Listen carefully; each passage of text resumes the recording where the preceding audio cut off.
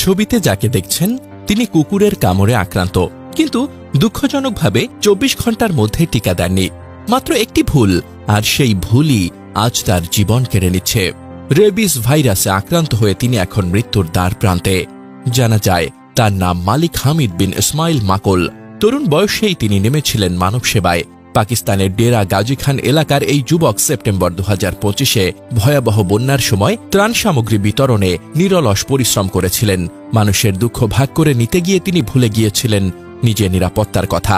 ত্রাণ নিয়ে যাওয়ার পথে এক পথের কুকুর তার উপর ঝাঁপিয়ে পড়ে। কুকুরটি তাকে কামড়ায়। সাধারণত এই অবস্থায় দ্রুত রেবিস ভ্যাকসিন নেওয়া জরুরি, কিন্তু হয়তো মানুষের পাশে দাঁড়ানোর ব্যস্ততায়, হয়তো অবহেলায় তিনি সময় মতো ভ্যাকসিনটি নেননি। আর সেই একটি ভুল তার জীবনে নামিয়ে আনে ভয়ঙ্কর পরিণতি। রেবিস বা জলাতঙ্ক এমন এক মরণ ব্যাধি যা একবার ছড়িয়ে পড়লে মানুষকে মৃত্যুর দিকে ঠেলে দেয়। আজ মালিক হামিদ সেই ভয়াল যন্ত্রণার শিকার। এক ভিডিওতে দেখা গেছে তিনি ছটফট করছেন, অস্বাভাবিক আচরণ করছেন, এমনকি কুকুরের মতো আওয়াজ করছেন।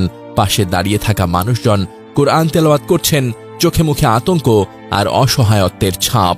ভাবুন তো, যে যুবক নিজের জীবন বাজি রেখে অসহায় মানুষের পাশে দাঁড়িয়েছিল, আজ সেই মৃত্যুর করাল থাবায় কাতরাচ্ছে।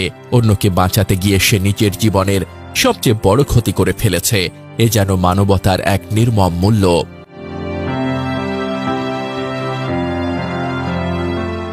কুকুর কামড়ালে রেবিস ভ্যাকসিন যদি 24 ঘন্টার মধ্যে নেওয়া হয়, প্রায় শতভাগ ক্ষেত্রেই রোগ প্রতিরোধ করা যায়। কিন্তু মালিক হামিদ ভ্যাকসিন না নেওয়ায় ভাইরাস শরীরে ছড়িয়ে পড়ে, ধীরে ধীরে তার স্নায়ুতন্ত্রকে আক্রমণ করে। এখন ফলাফল, একসময় মানুষের জন্য ছুটে যাওয়া এই তরুণ আজ নিজেই মৃত্যুর সাথে লড়ছেন। কান্না আর যন্ত্রণার মিশ্রণে তার অসহায় ছটফটানি চারপাশের মানুষকে কাঁপিয়ে তুলছে। কেন এই গল্প আমাদের শিহরিত করবে? কারণ আজ মালিক হামিদের সাথে যা ঘটেছে তা যে কারো সাথেই ঘটতে পারে। কুকুরে কামড়, বিড়ালে আঁচড়, বানরের আক্রমণ সবই হতে পারে রেবিস ভাইরাস ছড়ানোর কারণ। আর এই রোগের কোনো স্থায়ী চিকিৎসা নেই, শুধু ভ্যাকসিনই বাঁচাতে পারে জীবন। মালিক হামিদ অন্যদের উপকার করতে গিয়ে নিজের জীবনকে মৃত্যুর দুয়ারে ঠেলে দিয়েছে।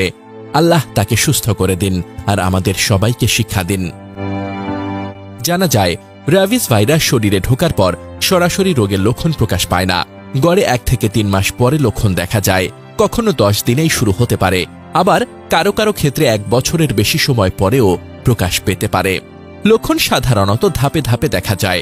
প্রাথমিক লক্ষণ 2 থেকে 10 দিন: জ্বর, দুর্বলতা, মাথা ব্যথা, অস্বস্তি, কামড়ের জায়গায় ব্যথা বা ঝিনঝিন, বাতাস বা আলো সহ্য করতে না